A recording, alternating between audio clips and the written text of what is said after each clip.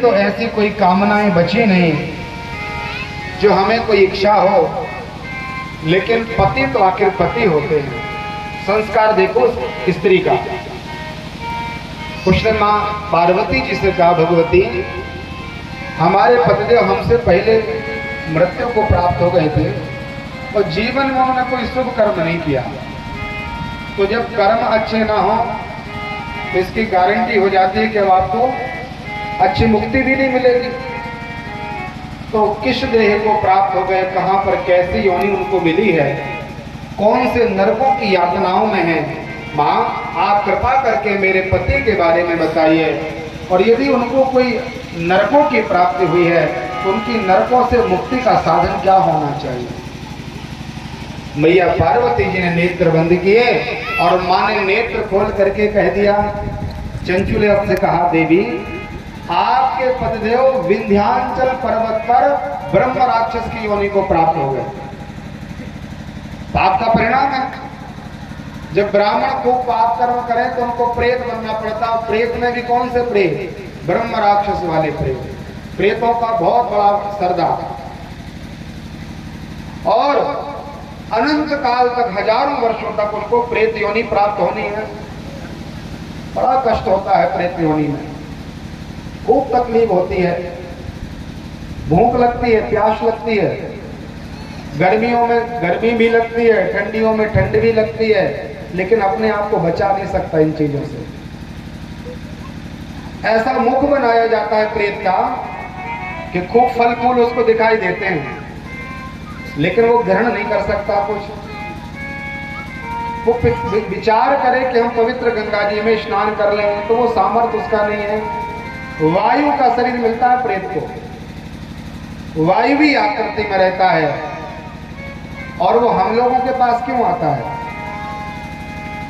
उसको वरदान रहता है कि कभी घोड़ा बन जाए, कभी ऊंट बन जाए, कभी हाथी बन जाए, कभी स्त्री बन जाए, कभी पुरुष बन जाए, कई रूप ले सकता है वो।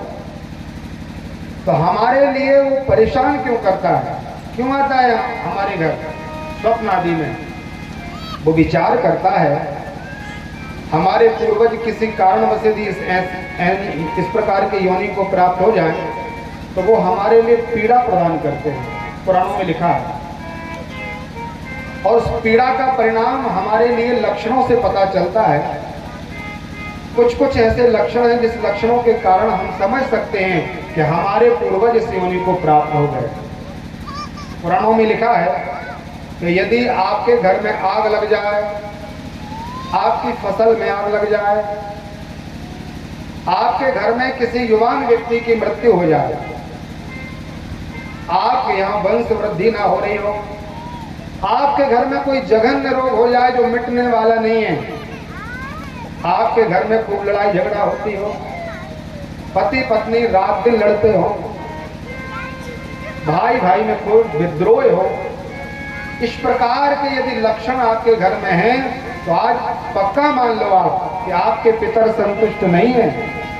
आपके पूर्वजों में किसी न किसी जीव को प्रेत योनि की प्राप्ति हुई है, और वो फिर स्वप्न में आते हैं बार बार। कई बार वो रूप बना करके आते हो, कहते हैं कि देखो तेरे पास वो सामर्थ्य है, तुम्हें अवसर है, अभी तुम अपना भी उद्धार कर सकते हो और हम लोगों का भी उद्धार कर सकते हो। तो बार बार हमें सचेत करते हैं कि आप मेरी रक्षा कर दो, मुक्ति का कारण करो, ऐसा कोई सत्कर्म करो जिससे हम लोग मुक्ति को प्राप्त हो जाएं। तो वह प्रेत विंध्याचल पर्वत पर वास करता है। देवी कौन सा उपाय किया जाए? तो माँ पार्वती ने उसी समय नारद जी के एक मित्र हैं गंधर्वराज तुम्बरु जी, उस तुम्बरु जी को बुला करके मैया ने कहा, भक्तराज तुम ऐसा करो, इस देवी को ले जाओ, चंचुला को ले जाओ और शिव महापुराण की पोथी ले जाओ और सीधे विंध्याचल पर्वत पर चले जाओ। वहां जाकर के जो इसका पति प्रेत योनि को प्राप्त हो गया है, प्रेत राक्षस बन गया है, ब्रह्म राक्षस की देह में है, उसके नाम गोत्र से शिव महापुराण की कथा 11 दिन की कथा आप सुनाओ, और ये स्त्री भी यजमान बन करके बैठेगी। 11 दिन की कथा जब वह पूरी हो जाएगी तो इसका पति भी परम गति को प्राप्त हो जाएगा। तो तुम्बरु जी महाराज शिव महापुराण की पोथी को लेकर के विंध्याचल पर्वत, आप लोग काशी और प्रयागराज जाते होंगे तो प्रयागराज और काशी के बीच में विंध्यवासिनी मैया विराजी हैं और जिस पर्वत पर भगवती का निवास है उसी पर्वत का नाम विंध्याचल पर्वत है। वहीं पर तुम्बरु जी आए हैं और प्रेत मंत्र उच्चारण किया तो वह प्रेत सामने खड़ा हो गया। बोले महाराज, आपके सत्संग के प्रभाव के कारण बोलने का सामर्थ्य आ गया। प्रेत बोल नहीं सकता कुछ, लेकिन आपके सत्संग के प्रभाव के कारण हम बोलने में समर्थवान हैं। आप कृपा करके हमारे उद्धार का कोई कारण सिद्ध करिए, अनंत कष्ट पाप राशि प्राप्त होती है। तो उन्होंने भगवान शिव की कथा प्रारंभ की और 11 दिन बैठ करके एकाग्रता के साथ, निर्मलता के साथ, नियमों के साथ, पवित्रता के साथ इसने अपने उद्धार के निमित्त वह शिव महापुराण की कथा का श्रवण किया। और 11वें दिन जब भगवान के चरणों में इत्तेषा वाङ्मयी मूर्ति प्रत्यक्षा वर्तते हरि, इत्तेषा वाङ्मयी पूजा, भगवान के चरणों में जब ये निवेदन की तो तत्काल उसकी प्रेत देह समाप्त हो गई। सामने खड़ा हो गया, त्रिपुंड लगाए हुए है, भस्म धारण है, पूरे शरीर में रुद्राक्ष की मालाएं अंकित हैं। ऐसा शिवगण जैसा भेष लेकर के शिव महापुराण के सामने प्रकट हो गया। बोलिए शिव महापुराण की जय हो, भक्तवत्सल भगवान की जय हो। तुम्बरु जी को प्रणाम किया और अपनी पत्नी को प्रणाम करने लगा। आज उसको बहुत गिलानी हुई उसके मन में और विचार किया कि देखो इस स्त्री को हम कितनी पिटाई करते थे। अभी अपन कथा सुन रहे थे ना, उसको कितना परेशान करता था पत्नी को, और लेकिन इसको कितना साधुवाद दें, इसका धर्म तो देख लीजिए। पहले सत्कर्म में निश्चितता के साथ डटी रहती थी, मेरे कुकर्मों के कारण कुछ समय कुकर्म किया, बाद में पुराण का आश्रय लेकर के कैलाश पर्वत इसको प्राप्त हुआ और इसके साथ संबंध होने के कारण आज इसने मेरे लिए कथा सुनी और हमारा भी उद्धार कर दिया। बहुत सावधानी से सुनना आप लोग कथा। जीवन में थोड़ा सा कोई सत्कर्म आप करोगे तो वो सत्कर्म कभी समाप्त होने वाला नहीं, ये पक्की बात है। एक बार यदि आप राम नाम ले दोगे, एक क्षण के लिए आप बैठ जाओगे कथा सुनने के लिए, तो वो कहीं ना कहीं किसी ना किसी रूप में आपका उद्धार निश्चित रूप से कर देगा, ये पक्की बात है। प्रत्येक कार्य भ्रष्ट हो जाता है। आप लोगों ने सुना होगा कि अमुक व्यक्ति कर्म भ्रष्ट हो गया, मतलब उसके कर्म ठीक ठाक नहीं बचे। कोई व्यक्ति योग भ्रष्ट हो गया, उसके योग खराब हो गया, अपन बोलते। लेकिन आपने कभी ऐसा नहीं सुना होगा कि अमुक व्यक्ति भक्ति भ्रष्ट हो गया। भक्ति कभी भ्रष्ट नहीं होती, भक्ति कभी विनाश को प्राप्त नहीं होती, वो तो बढ़ती है निरंतर भगवान की कृपा से। हम बिना मन से भी करें, हम आलस में बैठ करके करें, हमारा कोई श्रद्धा भाव नहीं हो और बिना मन के बैठ करके भी आश्रय लें तो कहीं ना कहीं वो लाभ ही हमें प्रदान करेगा। इस चंचुला ने जो भगवान का भजन किया था उसका परिणाम हुआ कि शिव पुराण तक पहुंची, स्वयं का उद्धार कर लिया और अंत में अपने पति को भी इसने परम गति प्रदान कर दी। दोनों को कैलाश पर्वत की प्राप्ति हुई और निरंतर भगवान के साथ विहार करने लगे। बोले कैलाशवासी भगवान की जय हो। इस प्रकार से ये शिव महापुराण का महात्मा 3 अध्यायों में श्री सूत जी महाराज ने सुनाया है। अब पुराण को कैसे सुनना चाहिए इसके नियम बताए। जैसे भागवत जी में नियमावली है 7 दिन में कैसे सुनना चाहिए, ऐसे शिव पुराण की भी महिमा में लिखा हुआ है कि जब आपके मन में विचार हो कि हमें कोई पुराण की कथा सुनना है तो सबसे पहले ज्योतिषी से, जो विद्वान ब्राह्मण हो, उससे मुहूर्त का शोधन कराएं। चूंकि कथा कभी भी की जा सकती है, कथा श्रवण करने के लिए कोई विशेष मुहूर्त की आवश्यकता नहीं होती, लिखा है। लेकिन श्रेष्ठ मुहूर्त में यदि आप कथा सुनने का मन बनाएंगे तो वो कथा मोक्षदायिनी। अच्छे समय में यदि आप कथा सुनेंगे तो कथा मोक्ष प्रदान करने वाली होगी। मुहूर्त का शोधन हो जाए तो आपको स्थान का चयन करना चाहिए कि कहां पर कथा करना है। पुराणों में लिखा है कि सबसे अच्छा स्थान है गंगा जी का तट। किसी पवित्र तीर्थ में जाकर के कथा सुने, शिव क्षेत्र में जाकर के इस कथा सुने। अयोध्या, मथुरा, माया, काशी, कांची, अवंतिका, पुरी द्वारा वतश्चैव सप्तैते मोक्षदायिका। यदि आप में सामर्थ्य है तो इन मोक्षदायिनी 7 पुरियों में बैठ करके कथा सुननी चाहिए।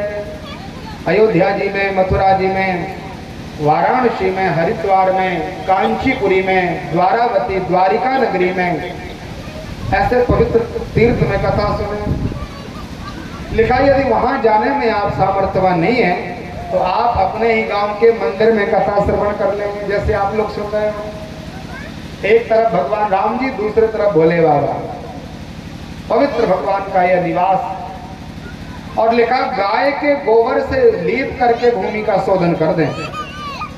गाय के गोबर में ऐसा सामर्थ्य है कि जहां पर भी ये लगाया जाता है तो आकाश में निवास करने वाले भूत, प्रेत, पिशाच, चुड़ैल, डाकनी, साकनी आदि जो योगनियां हैं वो बिक्री करने के लिए आते हैं। लेकिन जहां गाय का गोबर दिखाई देता है अपने आप परांगमुख होकर के चले जाते हैं। उस भूमि में कितने भी दोष क्यों ना हो, लेकिन उस भूमि में यदि गाय के गोबर का स्पर्श हो गया है तो वह भूमि पवित्र हो जाती है। गाय के गोबर से लीप करके उस स्थल की पवित्रता करें। कथा सुनाने वाले का नियम बताया है वक्ता का। वक्ता कैसा होना चाहिए, वक्ता के बड़े नियम हैं, श्रोताओं के भी नियम हैं। क्या खा पी करके कथा सुननी चाहिए, एक एक चीज लिखी है। लेकिन उतना सब तो अपन नहीं कर सकते, जितना कर सकते उतना करना चाहिए। हम लोग क्या करते हैं, कोई छूट मिल जाए तो सबसे पहले छूट को देखते हैं और जो नियम बताए उन नियमों का पर अपन पानी डाल देते हैं। सबसे पहले लिखा पयः पानम, केवल दूध पी करके कथा सुनो। 7 दिन केवल दूध पान करो एक बार। शाम के समय सूर्य अस्त हो जाए तब एक बार दूध ले लिया और कोई आहार नहीं। घृत पानम, घृत पी करके आप कथा श्रवण करिए। बोले ऐसा यदि समर्थ और आपके शरीर का वैसा धर्म नहीं है, आपका शरीर अस्वस्थ है, कोई रोग आदि है, तो लिखा एक आहारम, एक बार भोजन ले लीजिए। और यदि ये सब नहीं होता तो भोजनम तो वरम मन्ये, पुराण में लिखा है 10 बार भी भोजन करो। लेकिन ऐसा करना कि कथा में नींद भी ना आए और कथा सुनने में भूख भी ना लगे। पाओगे नहीं तो लगेगा कि पंडित जी जल्दी कथा पूरी कर दें और थोड़ा सा पेट में लग रहा है कि कुछ चला जाए, तो उसमें भी मन नहीं लगेगा कथा सुनने में। और 10-12 रोटी पाके बैठोगे तो उसमें भी लगेगा महाराज खंबा खंबा मिल जाए तो टिक करके आराम कर लें, उसमें भी कथा में आपको बहुत आनंद नहीं मिल पाएगा। तो भोजनम तो वरम मन्ये, खूब पाओ, लेकिन कथा सुख कारकम, कथा सुख में जैसा आपका अनुभव हो वैसा करिए। कुछ कुछ गलतियां हम लोग करते हैं, उन गलतियों को सुधारना है। लिखा है कि यदि आप आकर के पुराण को प्रणाम किए बिना बैठ जाते हैं तो आप दरिद्री हो जाते हैं। कई लोगों की आदत होती है, आएंगे तो पुराण को प्रणाम नहीं करेंगे और ऐसे ही तन करके बैठ जाएंगे, बड़े अभिमान। और कथा तरफ देखेंगे भी नहीं, कई लोग देखते नहीं है। उनका मन ऐसा होता पंडित जी क्या कथा सुनाएंगे, उनको क्या आता है, उनसे ज़्यादा हमें आता है, हम ज़्यादा पढ़े लिखे हैं। पंडित जी को देख करके कथा सुनेंगे तो पंडित जी समझेंगे देखो इसको कुछ नहीं आता, तो ये मेरी कथा सुन रहा है।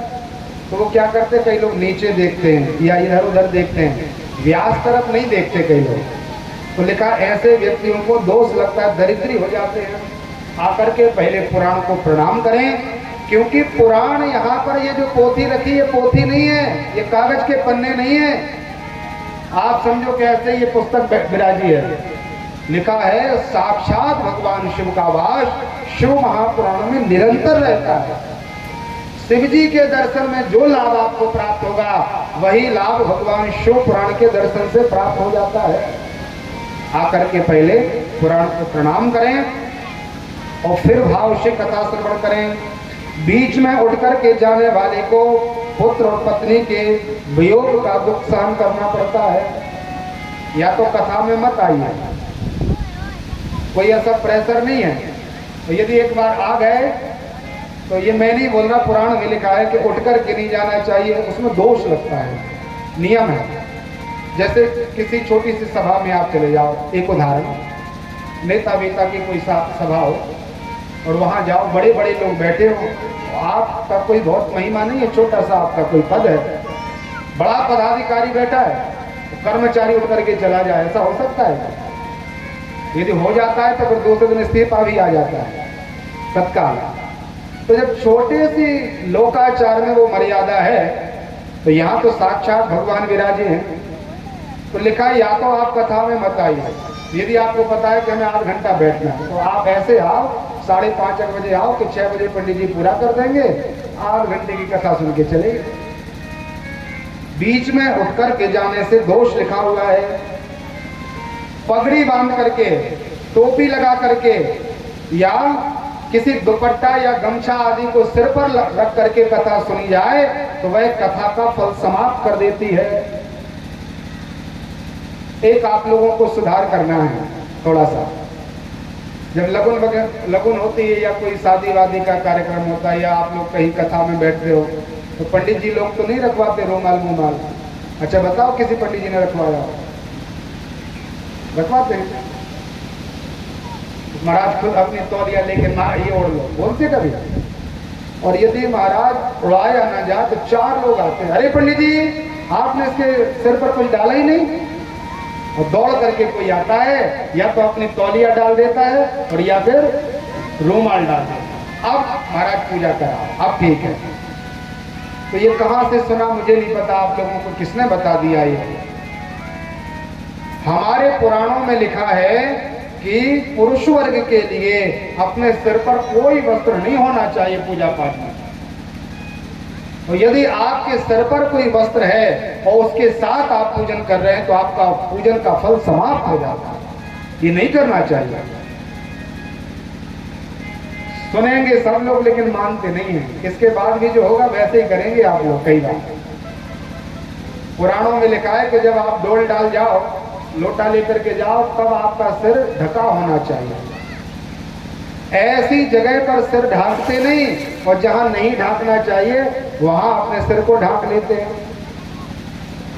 कितना उल्टा काम करते हैं और फिर भी नहीं सुधरते। पुराण में लिखा है कि इस प्रकार से पगड़ी आदि धारण करके कथा नहीं सुननी चाहिए। तांबूल ग्रहण करके, सुपारी जर्दा वगैरह जो खाते हो, इसको यदि पाकर के आपके मुंह में ये दबा है और यहाँ बैठ करके कथा भी पा रहे हो, तो ऐसा करने वाला व्यक्ति अपनी ही देह को समाप्त करके और विष्टायाम जायते नरः, विष्टा का कीड़ा बन जाता है। हमें लाभ क्यों नहीं मिल रहा आजकल ये बताओ?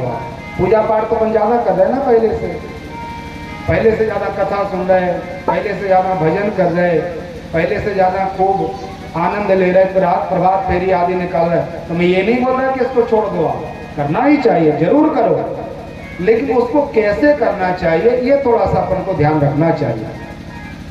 जो वस्तु जैसी की जानी चाहिए वैसा किया जाए तो तत्काल फल प्राप्त हो जाता है। आपको जैसे बुखार चढ़ा, रोग हो गया आपके शरीर में, आप डॉक्टर के पास पहुंचे तो डॉक्टर ने कहा देखो ऐसा ऐसा रोग है, आपको ऐसा ऐसा आहार विहार करना पड़ेगा, ये खाना पड़ेगा और ये छोड़ना पड़ेगा, और कुछ हम ये दवाइयां दे रहे हैं, इसको 8-10 दिन लो, आप स्वस्थ हो जाओगे, आपका रोग समाप्त हो जाएगा। उसमें 2 काम करने पड़ते हैं आपको। एक तो आपको संयम धारण करना पड़ता है, अपने दिनचर्या में परिवर्तन करना पड़ता है, और दूसरा दवाई लेना पड़ता है। आप केवल दवाई पाओ और कोई संयम नियम का आश्रय ना लो। जैसा आहार विहार था, जो नियम था वैसे ही कर रहे हो तो हजारों गोलियां भी खा लोगे लेकिन आपका रोग नहीं मिटेगा। पहले आपको सुधरना पड़ेगा, उसके अनुकूल बनना पड़ेगा, और जैसे ही उसकी अनुकूलता के साथ आप जीवन जियोगे तो वो दवाई भी आपका काम करने लग जाएगी। ऐसे ही दवाई हो गई ये कथा, दवाई हो गई भगवान का नाम, और उसके साथ जैसे वेदों में आचरण करने को लिखा है कि हमें कैसे जीना चाहिए, कैसा हमारा नियम होना चाहिए, किस प्रकार का हमारा आहार विहार होना चाहिए, क्या खाना चाहिए, क्या छोड़ना चाहिए, उसका यदि हम आश्रय लेंगे तब हमें कथा का, अनुष्ठान का, राम के नाम का या पूजन का संपूर्ण लाभ हमें प्राप्त, पूरा फल मिलेगा। वो ग्रहण नहीं करते, नियम नहीं पालन करते, इस प्रकार से नहीं करना चाहिए। वक्ता के आसन से ऊपर आसन पर नहीं विराजमान होना चाहिए। यदि कोई व्यक्ति व्यास मंच से ऊपर बैठ करके कथा सुने तो लिखा है काग बनना पड़ता है, कौवे की योनि प्राप्त होती है उसको, शिव पुराण में लिखा है। व्यास मंच के पीछे छुप करके कथा न सुने, सामने बैठकर ही कथा का श्रवण करना चाहिए। और लिखा है हमारे सुखासनो गृहीतम जाए तो फलमासर, सुखासन पर बैठ करके कथा सुने, जैसे बच्चा बैठा सामने पैर करके, ये दोनों करे ना, सब लोग देख लें दोनों कैसा किया, कोई दिक्कत नहीं। तो इसमें क्या होता है, पुराण में लिखा इंद्र भी आकर के कथा सुने, और यदि ऐसे बैठ जाए कथा सुनने में तो इंद्र का पद जाने में एक क्षण भी नहीं लगता, हम श्रीहीन हो जाते हैं। दोनों पैर आगे कर लिए कि भगवान हमारी पैर का दर्शन कर लो आप, हम आपके पैरों को बाद में देखेंगे, पहले आप ही प्रणाम करो मुझे। आपके चरणों का दर्शन भगवान को नहीं होना चाहिए, छुपा करके बैठे आप और सुखासन पर बैठे, जैसे बाल्टी लगा के बैठते थे, ऐसे बैठ करके कथा सुनना चाहिए। आपके शरीर की यदि अस्वस्थता है, इसमें नियम भी लिखे हैं पुराणों में, यदि आपका शरीर उस योग्य नहीं बचा कि आप पालथी लगा करके बैठ सको, तब आपके लिए नियम है कि आप गमछा डाल करके कोई वस्त्र आदि डाल लो अपने पैरों पर और छुपा करके आप अपने अनुकूलता के साथ बैठ जाओ। लेकिन पुराण की मर्यादा, भगवान की मर्यादा का आश्रय हमें लेना चाहिए। महात्मा श्री सूत जी महाराज ने बताया, जितासनो जित संगो जित श्वासो जितेंद्रिय, इन 4 नियमों का पालन करके हमें कथा सुननी चाहिए।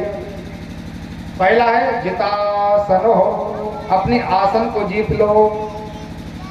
अब ऐसा नहीं है कि यहाँ शिव पुराण की कथा आज से चालू हुई और आज से ही आप आसन को जीत लोगे, ऐसा नहीं होता। ध्यान अभ्यास वसी कृतेन मनसा, ये अभ्यास की वस्तु है। आप घर में बैठना प्रारंभ करो, बैठते बैठते बैठते ऐसा समय आ जाता है कि 2, 4, 10 घंटे निकल जाते, व्यक्ति अपनी पालथी बदलता नहीं है। लेकिन कब? जब वो घर में बैठेगा, अभ्यास करेगा तब। और लिखा जितनी आपको अपनी आसन पर विजय मिलेगी उतनी जल्दी भगवान की कृपा हो जाएगी। वृंदावन, अयोध्या आदि में ऐसे ऐसे महात्मा आज भी हैं जो 22 घंटों तक ऐसे ही बैठे रहे। रात्रि के 2 बजे से प्रारंभ होता है उनका भजन, 12, साढ़े 12, 1 बजे तक स्नान क्रिया आदि करके फ्री हो जाते हैं और ब्रह्म मुहूर्त की बेला के पहले बैठ करके भजन में लग जाते हैं और एक आसन पर बैठ करके 22 घंटे भगवान का भजन करते हैं। कोई आहार नहीं, कोई किसी प्रकार का विश्राम नहीं। उनका आहार, उनका विश्राम, उनका भोजन सब केवल परमात्मा का नाम है। जब इस प्रकार का व्यक्ति भजन करते हैं तब भगवान को आने में देर नहीं लगती। तो पहला नियम क्या है? जित आसन, आसन को जीतो। और दूसरा बहुत बड़ा नियम बताया है, जित संग, अपने संग पर विजय प्राप्त होनी चाहिए। संग में और साथ में बहुत अंतर है, बहुत ध्यान से सुनना कथा। संग क्या है? संग है मित्रता और साथ है जैसे हम सब बैठे हैं। यदि मान लो हम किसी को पहचानते ना हो और वो यहाँ बैठा है तो 3 घंटे तक बैठा रहा, लेकिन उसके साथ मेरा संग नहीं था, उसके साथ केवल मेरा साथ था, इसलिए हम उसको नहीं पहचान पाए, उसको कोई हम ध्यान नहीं दे पाते। लेकिन हमारा कोई पूर्व परिचय हो, जानते पहचानते हो और वो हमारे साथ बैठे तो वो कहलाता है संग, वो फिर साथ नहीं कहलाता। साथ का प्रभाव नहीं पड़ता हमारे जीवन में, लेकिन संग का प्रभाव पड़ता है। आपके जीवन में जो भी दोष आते हैं वो केवल संग के द्वारा आते हैं।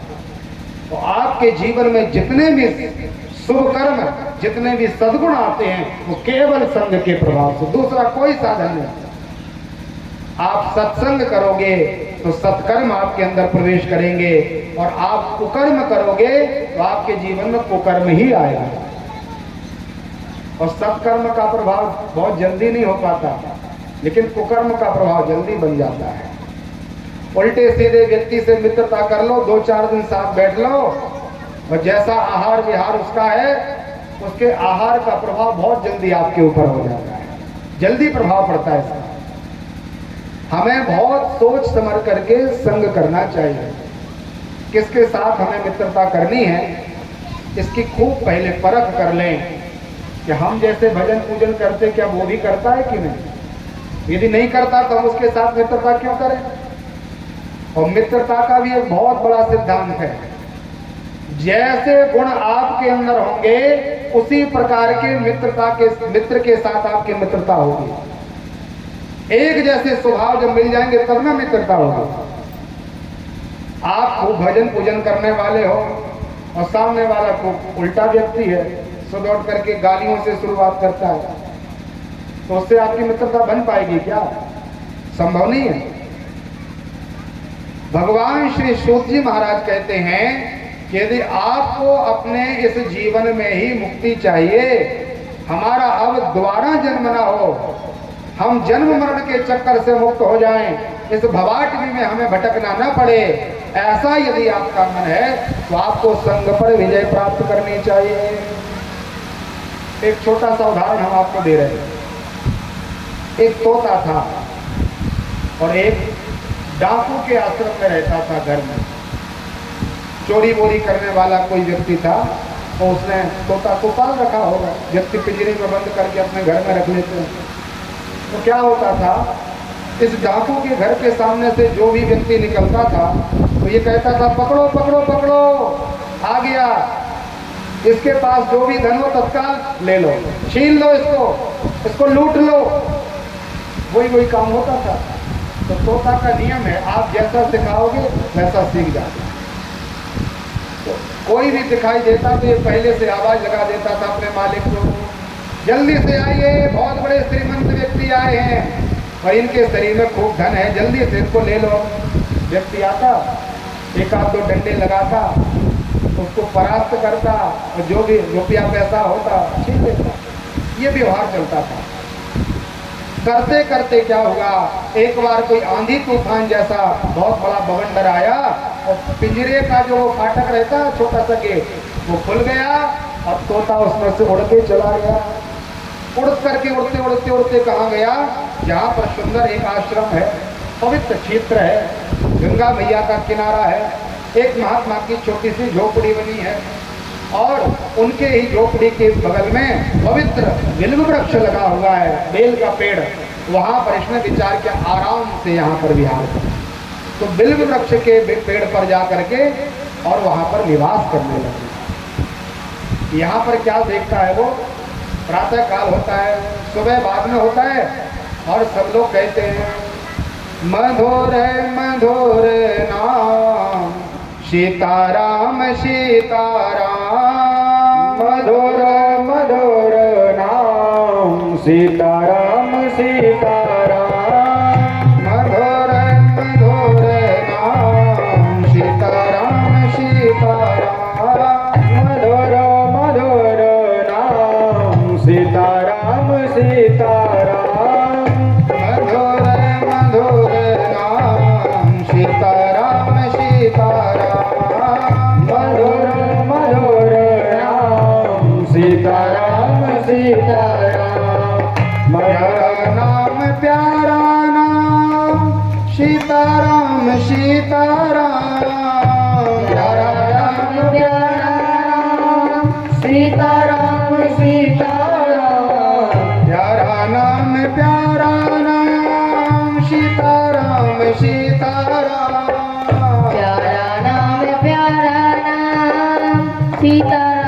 सीताराम मधुर मधुर नाम सीताराम सीताराम मधुर मधुर नाम सीताराम सीताराम सीताराम सीताराम सीताराम सीताराम।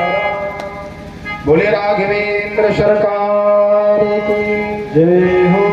सुबह सुबह जब होता तो ब्रह्म बेला में उठ करके भगवान का नाम श्रवण करता, भगवान का संकीर्तन होता, पूजन होता। अब आश्रम में जैसे नियम है वो सब होते थे। और जो भी व्यक्ति आता था तो आश्रम के जो वहाँ के सेवक हैं दास कहते महाराज आइए सुस्वागतम, आपका स्वागत है। अभी प्रातः काल का समय है, भगवान को बाल भोग लगने वाला है, परमात्मा बाल भोग पाएंगे तो आप थोड़ा सा प्रसाद पा के जाना। मध्याह्न वेला में भगवान का राज भोग लग रहा है, शाम को भगवान को व्यारू लग रही है, शयन भोग लग रहा है, भगवान की आरती हो रही है, भजन हो रहा है। तो जो इसके अंदर संस्कार थे पाप के कि पकड़ो पकड़ो मारो इसको, वो धीरे धीरे सब समाप्त हो गए और उसी सुंदर मधुर वाणी में यह बोलने लग गया, आइए आपका स्वागत है, आप विराजिए, भगवान का भोग पाके जाइए। तो इसी तोते ने एक बार एक सेठ को लुटवा दिया होगा। जब ये डाकू के पास था, एक सेठ जी घूमने फिरने आए होंगे और देखा चलो आज इस तरफ घूमने जाएं, तो उसी डाकू के घर के यहाँ से निकले होंगे और इस तोते ने आवाज लगाए, पकड़ो, बहुत चमकीले चमकीले वस्त्र पहन के आए हैं, सोने चांदी ज्यादा से दिख रहा है इनके शरीर पर, आज बहुत माल मिलने वाला है। तो डाकू आया और सेठ जी से कहा महाराज पिटना चाहोगे कि देना चाहोगे? यदि अच्छे से दे दोगे तो आपका शरीर स्वस्थ रहेगा, और यदि आप देंगे नहीं तो हमारा काम ये है जो सीधे सीधे नहीं दे तो घी को निकालने में उंगली को कैसा करना पड़ता है।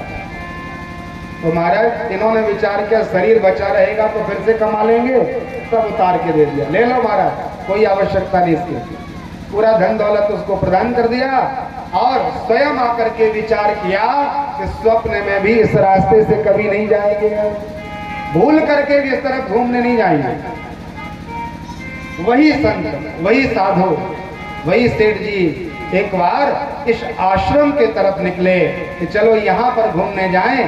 तो वही तोता, जिस तोते ने सेठ जी की खूब पिटाई करने से आवाज नहीं आया, और वही तोता बोल रहा है स्वागतम, आइए महाराज, बहुत सुंदर समय है, परमात्मा की मंगल आरती होने वाली है, भगवान की आरती करो, रामायण का पाठ सुनो और आराम से भोजन पाना, और शाम का समय हो जाए तो फिर जाने का मन मत करो, यहीं पर आसन लगा के विराजमान हो जाओ, सो जाओ।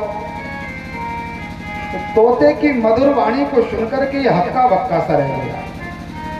इसने विचार किया कि व्यक्ति या मनुष्य बहुरूपिया होता है, मैंने ऐसा तो सुना है कि मनुष्य के कई रूप होते हैं, यहाँ बैठा है तो अलग है, घर जाएगा तो अलग हो जाएगा, व्यापार करेगा तो स्वरूप बदल जाएगा, पत्नी से मिलेगा तो दूसरे भाव से मिलेगा, बेटे के सामने कुछ दूसरा ही स्वरूप होगा, अपने स्वरूप रहते हैं ऐसे। लेकिन मैंने ऐसा तो नहीं देखा कि पक्षियों में भी अंतर हो। तब वही जो सेठ जी थे उन महात्मा के चरणों में प्रणाम करने लगे और उन संत जी से पूछा कि भगवान हम आपसे प्रश्न करना चाहते हैं। एक बार हम अमुक स्थान को गए तो एक तोते ने हमें इस प्रकार से परेशान किया, हमें लुटवा दिया, और आज आपके जो बिल्व वृक्ष के पत्तों पर बैठा हुआ जो तोता है ये बार बार हमारा स्वागत करना चाह रहा है, कारण क्या है महाराज? तो तोते ने कहा कि पंडित जी से मत पूछो, मैं स्वयं बताता हूं आपको। और वह तोता ही कहने लगा कि महाराज ये पूरा प्रभाव केवल और केवल संग के प्रभाव से आया है, हमारा अपना स्वयं का कोई स्वभाव नहीं है।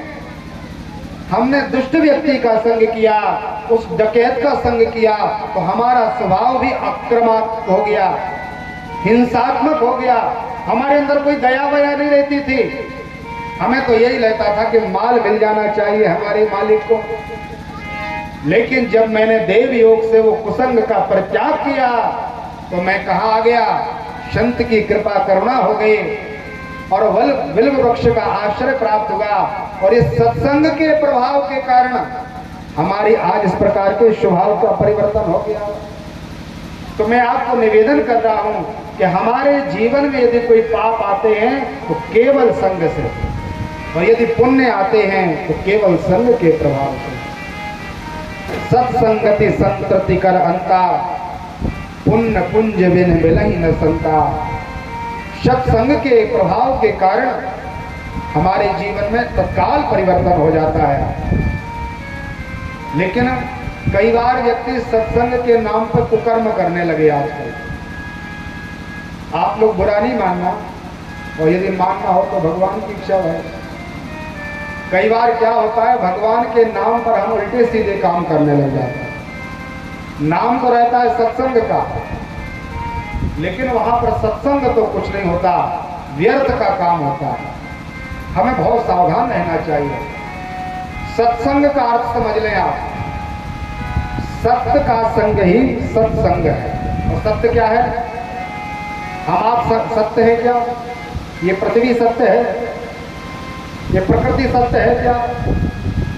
सत्य क्या है? सत्य व्रतम सत्य परम प्रसत्यम सत्यस्य योनिं निहितं च सत्ये सत्यस्य सत्यम व्रत सत्य नेत्रम सत्यात्मिकां त्वां शरणं प्रपन्नाः। धर्म न दोसर सत्य समाना, आगम निगम पुराण बखाना। सत्य क्या है? परमात्मा सच्चिदानंद रूपाय। भगवान के अतिरिक्त संसार में कोई सत्य नहीं है, केवल परमात्मा ही सत्य है। जो अनादि काल के पहले थे, इस प्रकृति के रहते भगवान हैं, और ये संसार पंच प्रपंच प्रलय में समाप्त हो जाएगा, तब भी भगवान रहेंगे। तो जिनका आदि मध्य और अंत का कोई परिग्रह न हो, वो भगवान सत्य है। हम यहाँ पर बैठे हैं तो अपनी अवस्था किसी की 50 वर्ष की, कोई 60 का, कोई 80 का, कोई 20 का, कोई 10 का, कोई 5 का, ऐसे बैठे हैं। कितने पहले अपन यहाँ पर आए और विराजे हैं। यदि आपसे पूछा जाए कि 100 वर्ष बाद आप रहोगे क्या यहाँ, तो आप क्या बोलोगे? 100 वर्ष बाद तो हम नहीं रह पाएंगे। तो 100 वर्ष पहले नहीं थे और 100 वर्ष बाद में नहीं रहेंगे, इसलिए हम सत्य नहीं हैं। हमारा शरीर कैसा है? नाशवान क्षण भंगुर है। इस शरीर को क्या बोलते हैं? इस शरीर मरण धर्मा है। जिस दिन से हमारा जन्म हुआ है, उसी दिन से इस शरीर का धर्म प्रारंभ हो गया मरने का, और ये प्रतिदिन मर रहा है। दिन की चले क्या, एक क्षण क्षण में मर रहा है शरीर, और मृत्यु की तरफ धीरे धीरे खिसकता चला जा रहा है। किसी लाइन में आप लगे हो तो आगे वाले लाइन वाले को, सबसे आगे वाले को टिकट मिल जाए। मान लो टिकट काउंटर पर लगे हो आप, तो वो जब आगे वाला टिकट लेके निकल जाता है तो आपका नंबर और आगे बढ़ जाता है। हम खिसकते जाते हैं धीरे धीरे, और खिसकते खिसकते ऐसा समय आता है उस काउंटर पर हम सामने खड़े हो जाते हैं। ऐसे ही इस संसार में हम मृत्यु के काउंटर पर खड़े हैं। इस लोक का नाम क्या है? मृत्यु लोक। भगवान ने इस लोक का नाम ही मृत्यु लोक रख दिया। मानो यदि आपका जन्म हुआ है तो आपको मरना निश्चित है, चाहे कोई भी हो। और बहुत बड़े आश्चर्य की बात है, आप लोग भी अपने व्यवहार में इसको बार बार याद करते होंगे। प्रत्येक व्यक्ति मर रहा है। अपने भी संबंधी कितने लोग शांत हो गए, अपने घर परिवार वाले जिनको अपन एक दिन छोड़ना नहीं चाहते थे, वो भी हमें छोड़ के चले गए। लेकिन हम लोग ये विचार नहीं करते कि जब हमारे अपने चले गए तो हमें भी तो एक दिन यहाँ से जाना है। खुद को अपन विचार करते हम तो परमानेंट होके आए, हमारा कोई आना जाना नहीं होगा। और कई कल्पनाएं करते हैं, आज इतना कर लिया, कल ये करेंगे, परसों वो होगा महाराज, इतना शेष बचा, इतना और हो जाए, अरे उस बेटे का घर नहीं बन पाए, उस बेटे का और घर बन जाए तो आराम होगा। आदि आदि ये हम सब करते हैं। लेकिन उस मृत्यु को याद नहीं करते कि जिस मृत्यु का प्रहार जिस दिन हमारे ऊपर होने वाला है, उस दिन हमारे कोई किए या ना किए की प्रतीक्षा नहीं की जाएगी।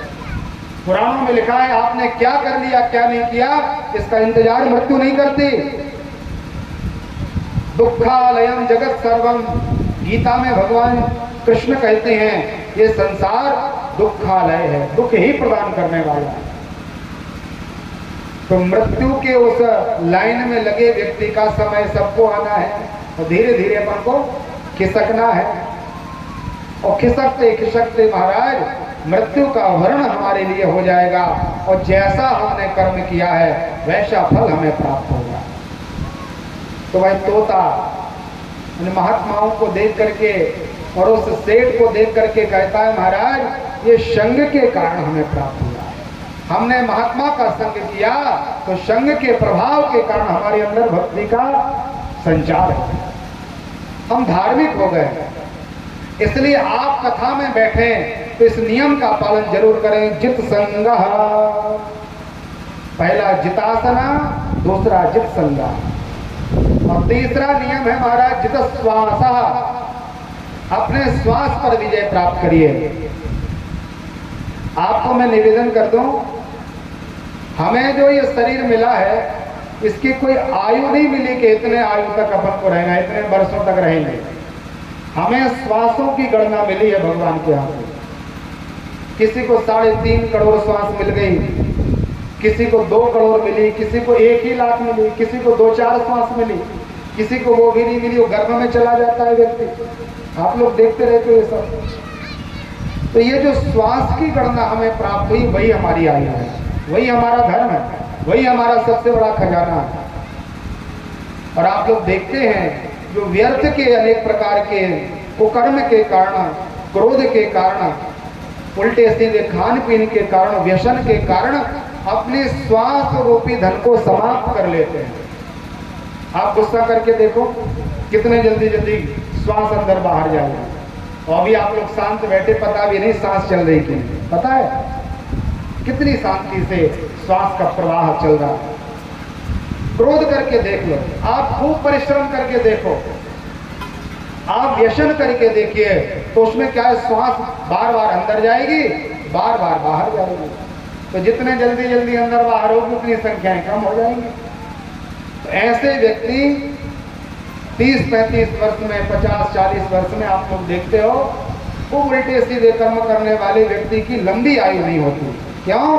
क्योंकि उन्होंने अपने श्वास रूपी खजाने को समाप्त कर दिया, शरीर पूरा हो जाता है। लेकिन जो महात्मा लोग प्राणायाम की विधि जानते हैं, जिन्होंने अपने जीवन में कभी ईर्ष्या, द्वेष, कपट, पाखंड कुछ नहीं किया, बड़े शांति से भगवान का भजन करते हैं, उनकी श्वास घंटों तक अंदर विद्यमान हो जाती है। एक प्राणायाम है, रामदेव बाबा को आप लोग सुनते होंगे टीवी में आजकल, योग को उन्होंने योगा बना दिया। अब योग नहीं बचा हुआ, बोले महाराज हम तो योगा करते हैं, और जो योग की परिभाषा भी नहीं जानते, योगेश्वर भगवान अपने कृष्ण हैं, योगेश्वरेश्वर कृष्ण। उसे योग की क्रिया क्या होनी चाहिए? हाथ पैर हिलाने डुलाने से योग नहीं होता, पेट को हिलाने से योग नहीं होता, लेटने से, उठने से, बैठने से जो आजकल ये करने लग गए व्यक्ति, ये योग नहीं है। योग परमात्मा की प्राप्ति का साधन है। और जो अष्टांग योग है, यम नियम प्रत्याहार ध्यान धारणा और समाधि तक जाता है जो व्यक्ति, धीरे धीरे धीरे बढ़ते बढ़ते तो समाधिस्थ हो जाता है। उसको ये नहीं पता होता हम कहाँ बैठे हैं, हमारे सामने क्या हो रहा है, घंटों समाधि में चला जाता है। वही क्रिया जो होती है वो प्राणायाम की है। और 1-1 घंटे महात्मा लोग अपने श्वास को अंदर बिठाल के रखते हैं, बाहर नहीं आते। तो राजन महात्मा, आपको जो है श्वास पर विजय प्राप्त करनी चाहिए और